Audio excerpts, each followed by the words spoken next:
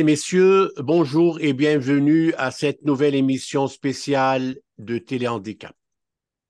C'est avec un grand plaisir que j'accueille à cette émission aujourd'hui une personne qui symbolise la ténacité et la persévérance.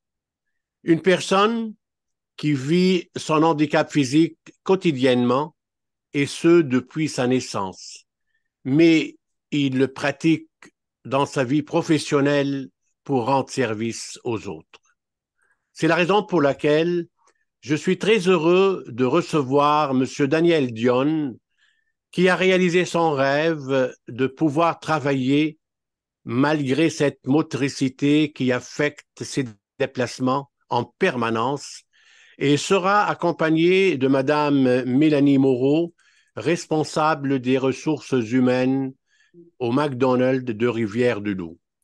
Bonjour, Monsieur Dion. Bonjour, Madame Moreau. Comment allez-vous? Bonjour, bien merci.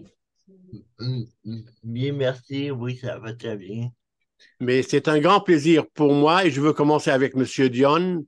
Avant de Oui, rentrer dans notre sujet, vous êtes né avec la paralysie cérébrale, ce handicap qui attend toujours ou qu'on attend tous toujours la thérapie miraculeuse qui tarde à venir. Voulez-vous, s'il vous plaît, nous parler de votre jeunesse jusqu'à laquelle vous avez eu le contact direct avec ce contact, le moment où vous avez eu connaissance de cette réalité physique qui vous affecte? Quelle a été votre première réaction? oui, bon, moi, j'ai été diagnostiqué à Montréal, à Marie-Enfant. J'avais environ 5-6 ans que, bon, les résultats, ils sont tombés, là. C'est arrivé, puis c'est une paralysie cérébrale, oui, mais c'est une dysplasie. Ça s'appelle dysplasie spastique. OK. Ce handicap-là, c'était pour moi, le médecin de l'époque, ils ont dit à mes parents, ils ont dit à mes parents que mon état s'aggraverait avec le temps.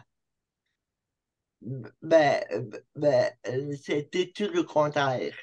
Pour moi, plus que je vieillissais, plus que j'allais à l'école à Montréal à ce temps-là, puis que j'ai tout cheminé sur le bon côté, puis ça n'a jamais dépéri, ça a tout amélioré. Ça s'est tout amélioré.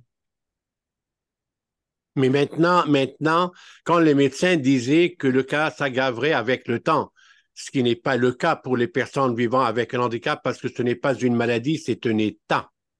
Ouais, Mais est-ce que, à quel âge Daniel a eu ce contact psychologique avec son handicap et quelle a été sa réaction? Est-ce que c'était une réaction d'acceptabilité ou de refus? c'est un acceptant d'acceptabilité. Il a accepté mon handicap. J'ai accepté mon handicap. Moi, là, j'ai dit, bon, ça me faisait pas rien. Réellement, je suis couru. Ça me dérangeait pas de voir les gens courir dans la rue, là. Pour moi, c'était arrêter. C'était ça. C'était ma réalité. Donc, c'était ma Ouais, réalité. Donc, c'est ça. c'est ça. Donc, je suis miné avec ça. Et c'est la réalité. J'aimerais bien ajouter quelque chose de presque 22 000 personnes au Québec. Oui, oui, oui. C'est génial. Nous avons 22 000 personnes vivant avec la paralysie cérébrale. Nous avons 1 200 000 personnes au Québec vivant avec un handicap. Et si on ajoute les parents, les aidants naturels, les frères, les sœurs, on est rendu à 4 millions de personnes qui sont liées directement ou indirectement à un handicap. La moitié de la population. c'est très beaucoup, c'est très Et nombreux. c'est énorme, c'est énorme. Ça, c'est pour le public, pour sensibiliser le public là-dedans. Oui. Vous me comprenez? Maintenant, Oui. je veux continuer avec Daniel. Malgré vos multiples démarches pour réaliser votre rêve de travailler un jour et démontrer vos capacités de produire pour votre employeur de la même façon qu'une personne valide.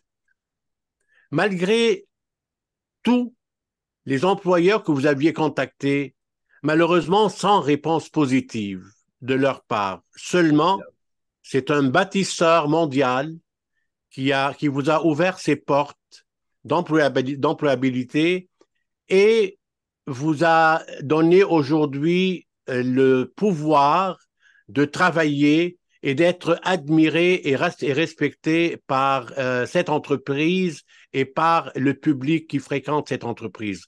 J'ai deux petites questions. Quelle a été la réaction des entreprises lors de vos entrevues? Nous tenons à le savoir parce que notre rôle est de sensibiliser ces entreprises pour les personnes handicapées et leur place dans la société. Deuxième question, parlez-nous de cette première expérience à vie chez McDonald's. Bon, pour répondre à votre première question, c'était moi, j'ai cogné à plus de deux, trois portes Oui, en avril, en mars, en avril, puis début mai. Ils m'ont tous dit, ou ben, on vous rappellerait, puis nous n'avons pas de place actuellement chez nous pour vous. Fait que, pas pour vous, mais c'était plutôt bon. On comprend, là. Mais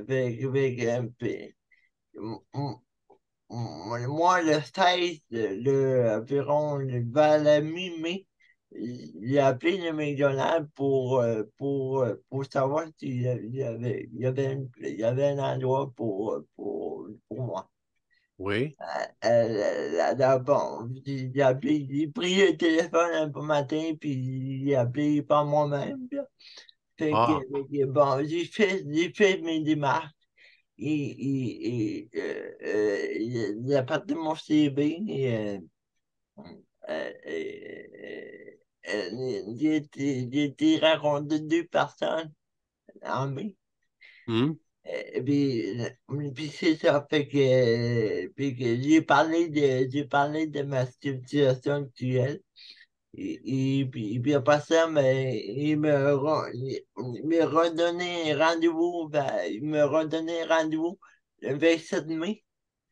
Ils m'ont dit qu'ils étaient acceptés. Fait que c'est ça. C'est ça. Le 29 mai, mais c'était ma première journée. Pour le 27 mai, justement, ils m'ont dit que, bon, euh, vous rentrez lundi matin, euh, c'était, je- je- je- euh, c'était toute une joie pour moi. C'était toute une joie pour moi, là. oui. Ensuite, mais c'est ça. Fait que c'est ça.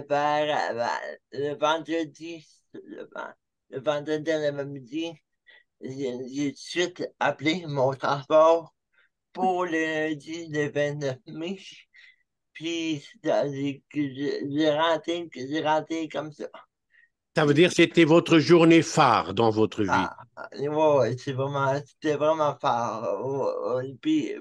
Puis c'est ça, Madame Bouliane, dès le lundi matin, ma première journée, j'ai rentré. Puis que bon, j'ai écouté qu'est-ce que ma job c'était quoi. Et,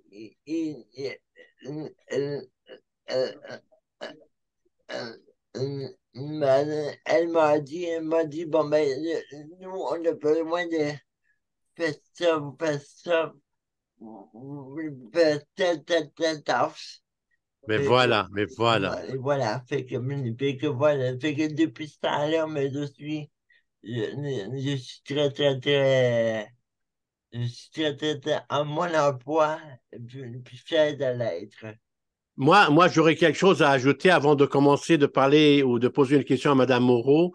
Vous devriez afficher une image de sourire dans votre restaurant parce que je suis avec deux personnes souriantes naturellement. Je vois vos sourires que vous le dégagez, donc ça doit être le restaurant McDonald's souriant de Rivière-de-Loup. Ben, merci.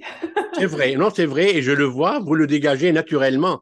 Vous Mhm. ne l'imposez pas, il est naturel chez vous, et donc ça me fait grand plaisir. Madame Moreau, on va retourner maintenant à la réalité de McDonald's. Tout d'abord, vous êtes la personne responsable des ressources humaines dans Oui. une entreprise multinationale et j'ai nommé les restaurants McDonald's et je suis fier de répéter le nom McDonald's. Voulez-vous, s'il vous plaît, nous parler de votre mission d'embauche relative à l'inclusion de ces personnes qui vivent avec un handicap au Québec? Oui, il va y avoir beaucoup de branches, en fait, côté emploi présentement au sein des entreprises. Et je parle pas juste de McDonald's, mais je parle de toutes les entreprises parce qu'on est en grande pénurie Oui. de nos gens à nous, Québécois. Hmm? Je dois faire beaucoup d'embauches à l'extérieur aussi. Je vous dirais que ce n'est pas facile d'aller recruter à l'extérieur et surtout d'avoir une fidélité d'employés. Ça, c'est une perle qu'on a. Et puis, si on en aurait plusieurs comme des Monsieur Dionne, on les prendrait à 100% parce que on s'inquiète pas de leur heure d'arrivée, de leur travail, de leur moment où ils quittent l'emploi. Est-ce que c'est bien fait? Est-ce que c'est pas bien fait? C'est des petits détails qui maintenant, aujourd'hui, sans dire que personne n'est comme ça, mais que eux prennent une importance à leur travail. Mm. Donc, je vous dirais que côté emploi, embauche que j'ai ici, restaurant McDonald's d'un franchisé qui s'appelle DJ Albert, Monsieur Albert, euh, c'est de travailler fort sur nos méninges et à savoir comment aller chercher ces gens-là puis comment les apporter à avoir le sourire C'est ça, dans c'est notre ça, entreprise. c'est ça, c'est ça. Parce que ce n'est pas facile. Et le fait que je travaille fort puis que je suis autant sur le plancher aussi et au bureau pour embaucher les gens, le fait que je vais diversifier mes employés, ça les amène à avoir ce sourire-là, je crois, parce que quand on regarde l'ensemble, tout le monde fait leur travail et des fois, c'est pas n'importe qui montre à qui quoi faire, si je peux me permettre de dire ça. Des fois c'est surprenant, c'est comme je vous disais, parce que eux, ils ont une certaine fidélité d'employés que maintenant, d'autres personnes ne prennent plus le temps de penser à cette fidélité-là. Donc, quand ils les voient travailler, ils se font dire pourquoi il fait ça. Mais tu sais, fait que c'est des petits côtés positifs que chacun a qui donnent à chacun aussi. Parce que je vais embaucher aussi des gens à caractère,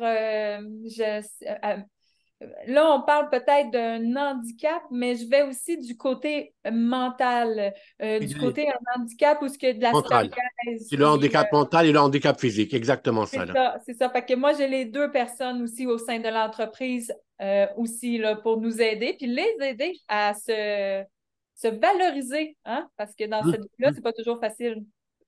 Et Mhm. ça donne un exemple aux autres, là.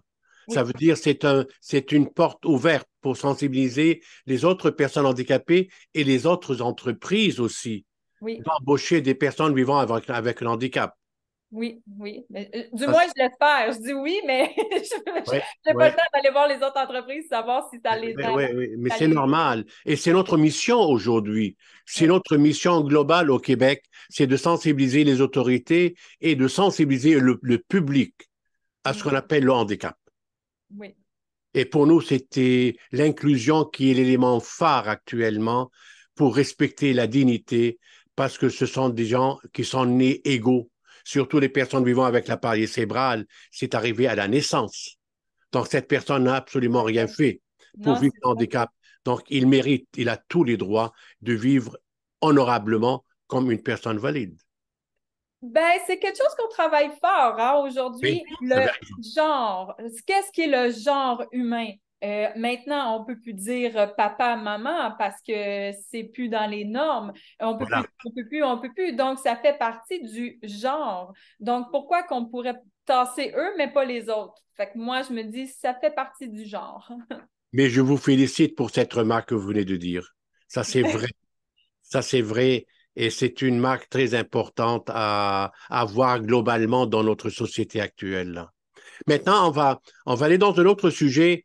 C'est sûr, votre décision chez McDonald's est honorable d'avoir embauché une personne handicapée physique et même une autre personne handicapée mentale.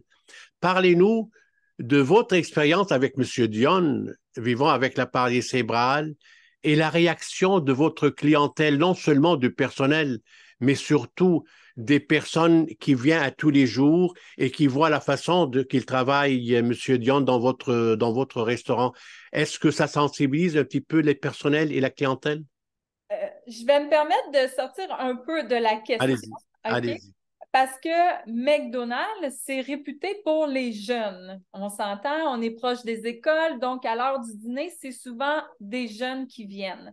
C'est sûr que M. Dion a commencé vers la fin de l'école et a fait tout l'été pour nous, la saison estivale, et là, l'école recommence. Donc, les jeunes reviennent à l'heure du dîner parce que M. Dion travaille pardonne-moi, là, c'est peut-être 10h30 à 2 heures là, par jour à peu près. Là. Donc, il fait nos heures d'achalandage du dîner. Notre plus grande crainte était justement la clientèle. Comment va-t-elle réagir? Car c'est des jeunes. Je me permets de dire que dans mon temps, à moi, les jeunes auraient sûrement fait des commentaires ou vouloir niaiser une personne comme M. Dion en milieu de travail. C'est Fait important. qu'on s'est dit, oui, oui, parce qu'on n'était pas encore assez immunisé, si je peux me dire ça comme ça, du fait des genres des personnes.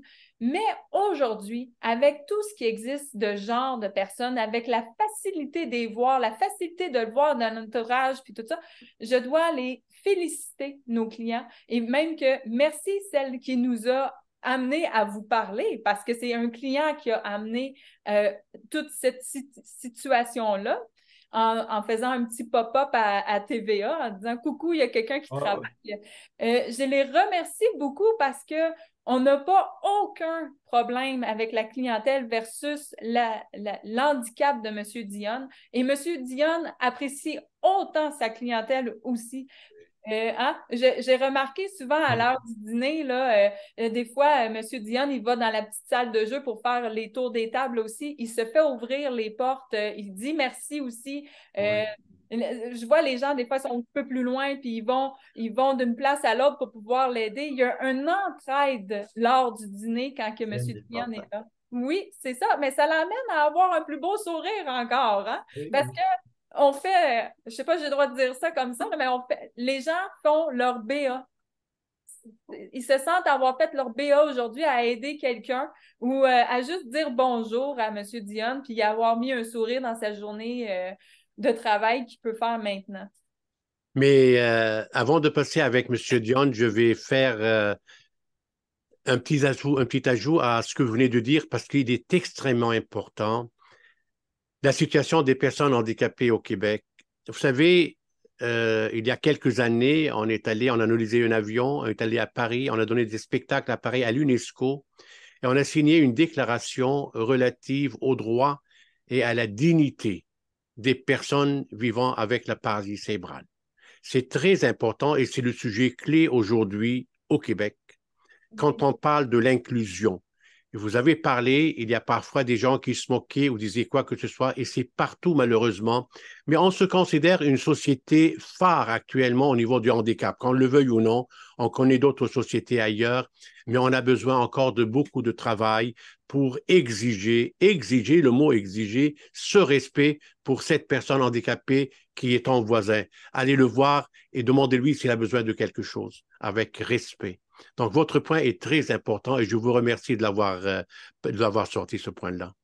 Ça fait plaisir. J'ai-tu le droit de faire un petit bémol aussi? Allez-y. J'ai vécu durant à peu près 5 ans, dans les dernières 5 ans qu'on vient de faire, j'ai vécu le fait de vivre à Rivière-du-Loup en chaise roulante. Je n'avais plus accès à mes jambes. Dû à un problème d'arthrose sévère à les hanches. Et vu ma jeunesse, on ne voulait pas faire tout de suite l'opération.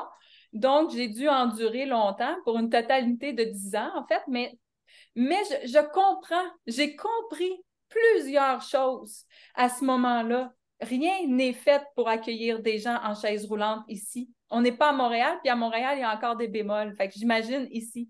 J'ai compris que les gens, quand ils nous voient dans des situations plates, si je peux me permettre le mot, ou en chaise. Moi, les gens en chaise roulante, ça me disait tout le temps bonjour, là. Quand j'ai perdu la chaise, j'étais quasiment plus contente parce que je me disais, je passe à côté des gens, puis là, ils me disent plus bonjour. Mais quand j'étais en chaise roulante, ça me disait bonjour.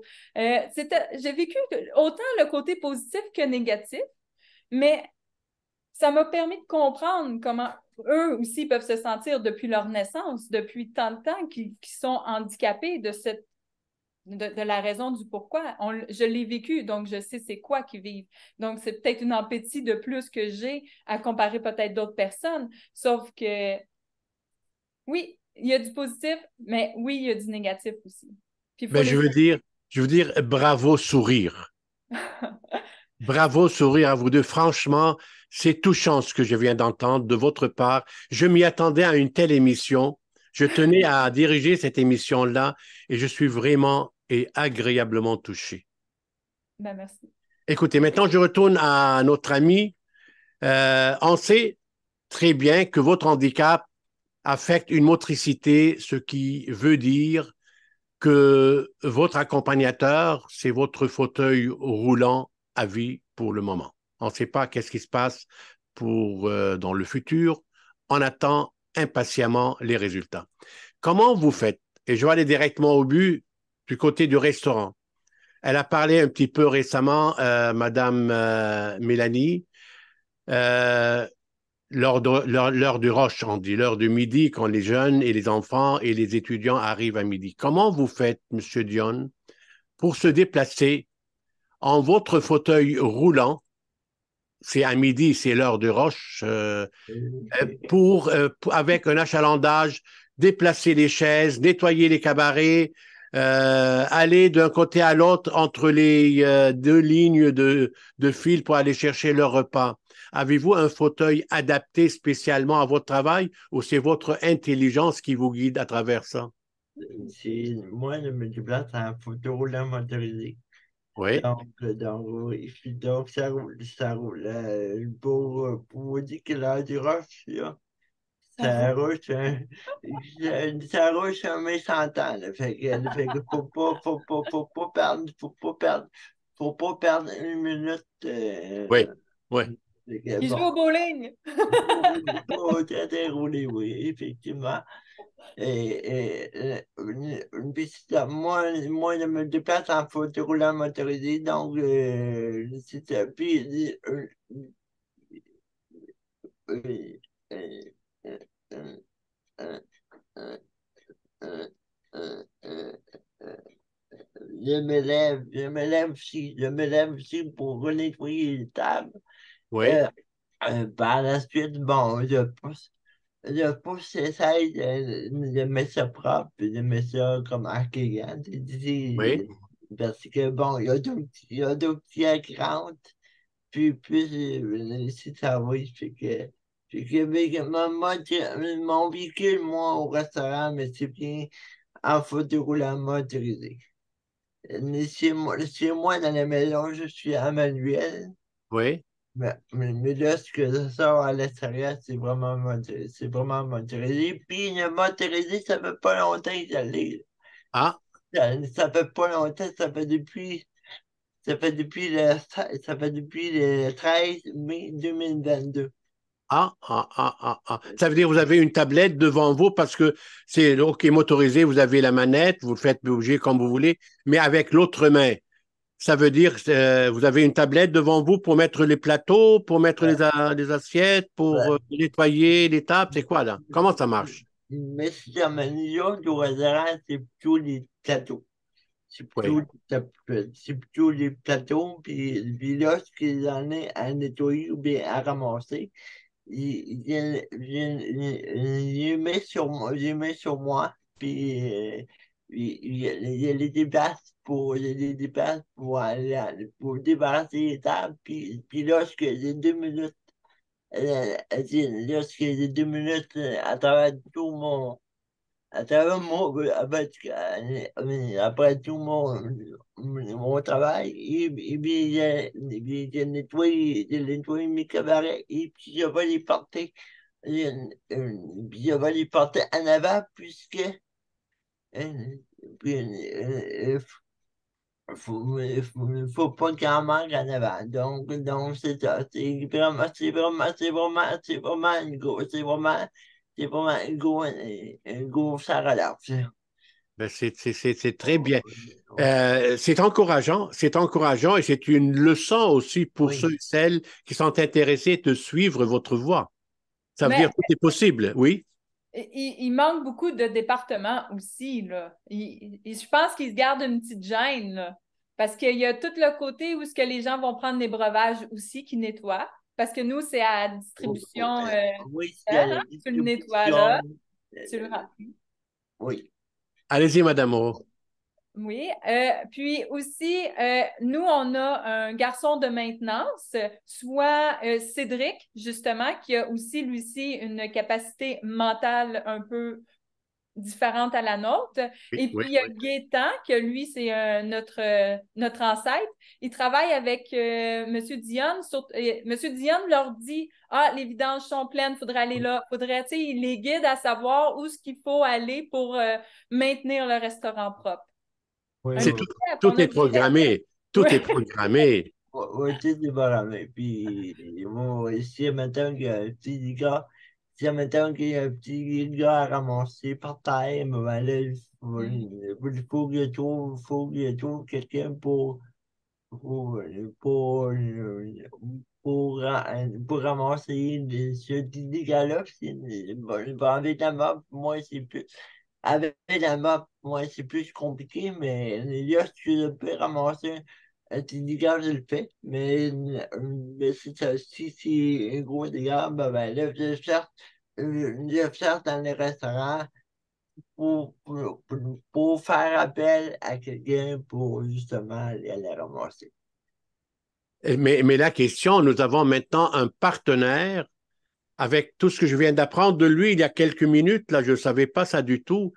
Il a une double mission dans sa vie qui relève de la musique et je vois derrière lui les cassettes, les CD, les par centaines. Paraît-il que vous êtes créateur de la radio RCWF. Mais Oui. voulez-vous, s'il vous plaît, nous parler un petit peu de cette mission et cette passion? Et actuellement, je ne sais pas, nous ne sommes pas au courant. Peut-être on pourrait vous suivre quelque part. On vous écoute. Oui, c'est parce que le 16 juin 2017, j'ai parti ma radio web.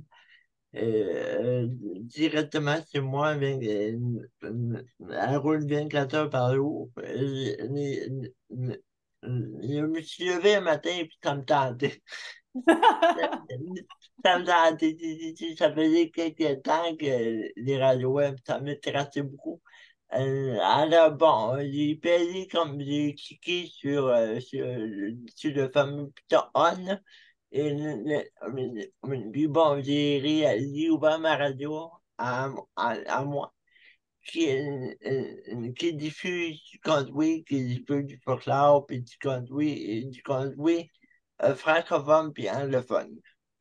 Celle-là, celle-là, elle diffuse 24 heures par jour, puis cette radio-là, mais elle se transfère sur le FM pour un temps de 20 jours. dans le temps des fêtes, donc de décembre jusqu'au décembre, le 6 décembre au matin, bon, ben, là, je me transfère sur les FM, sur une petite radio qui est à Saint-Alexandre, dans le village de Saint-Alexandre. Mais c'est ça, donc du 6 janvier, du 6 décembre jusqu'au 3 janvier. Félicitations. Cette petite radio-là sur le 98,5 FM, Oui. on diffuse de la musique de Noël, de la musique du jour de l'an, puis de la musique du temps des fêtes, puisque cette radio-là, cette radio-là est seulement diffusée dans le temps des fêtes. Elle est diffusée donc depuis 1905, depuis 1955, 55, qui est en onde.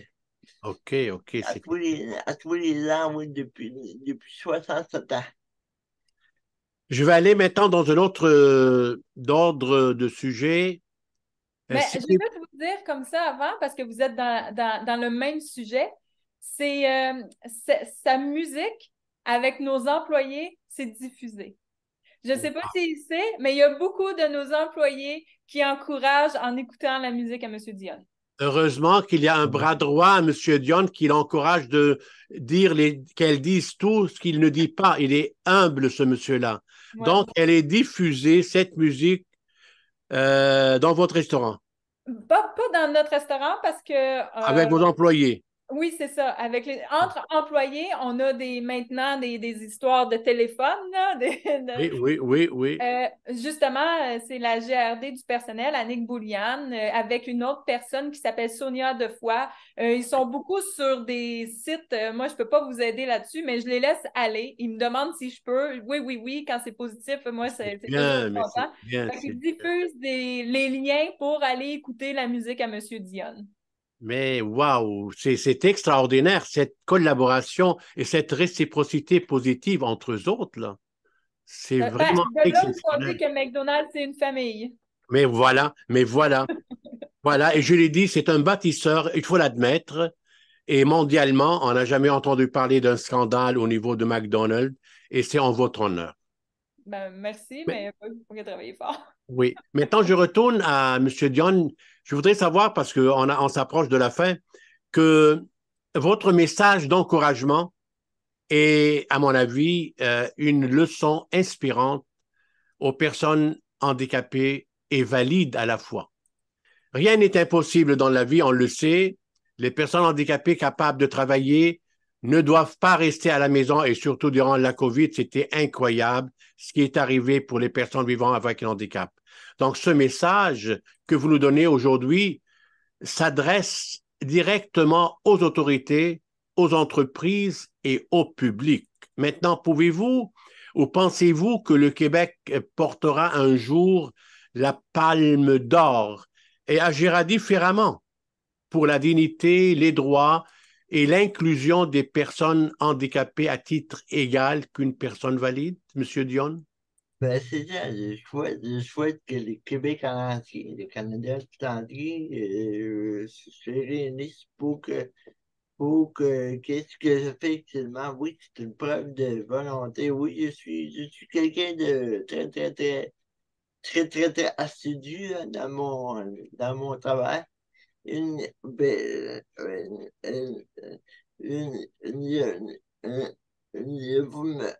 je vous encourage fortement, oui, pour les personnes handicapées, oui. Je vous encourage fortement de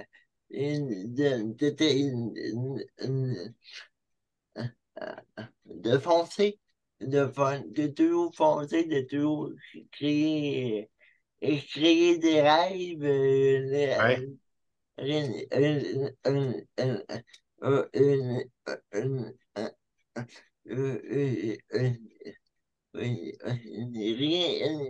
n'était possible, même si on est en fauteuil roulant, Tu vois, il n'y a rien n'est possible. Exact. Et surtout, créer des rêves. Ça, Mhm. c'est le mot clé Oui, à utiliser. créer des Mais, rêves. et Madame Moreau, en terminant, avez-vous un message à envoyer aux autorités et aux entreprises en leur demandant d'ouvrir vraiment leurs portes pour embaucher des personnes handicapées capables de produire des résultats comme une personne valide? C'est quand même un peu... Non, c'est un message, Oui, c'est non, dans c'est... votre droit de le faire, là. Mais moi, là, ce que je dirais dans le message, mais ça engloberait autant le côté pour les personnes qui sont dans les entreprises et Hein? dans le problème d'handicapé, c'est la persévérance. OK?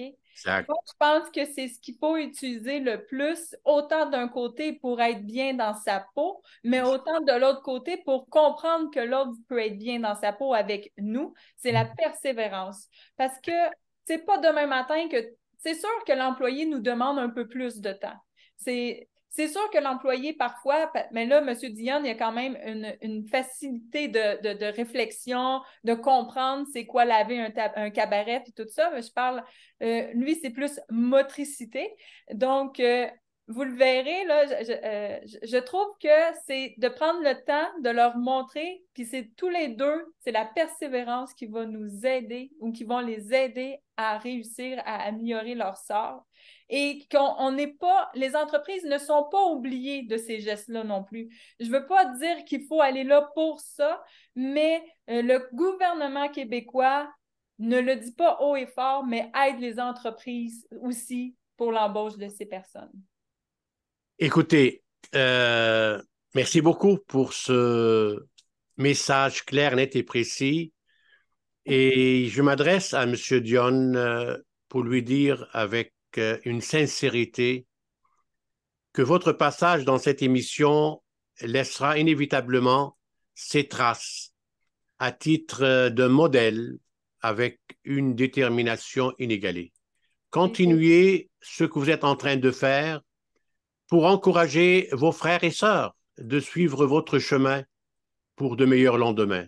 Je vous remercie, mesdames et messieurs, chers téléspectateurs, téléspectatrices, pour votre présence avec nous depuis longtemps et je profite de l'occasion pour souhaiter à nos invités de vivre en santé, dans la joie, dans la sérénité et dans la paix pour un avenir meilleur.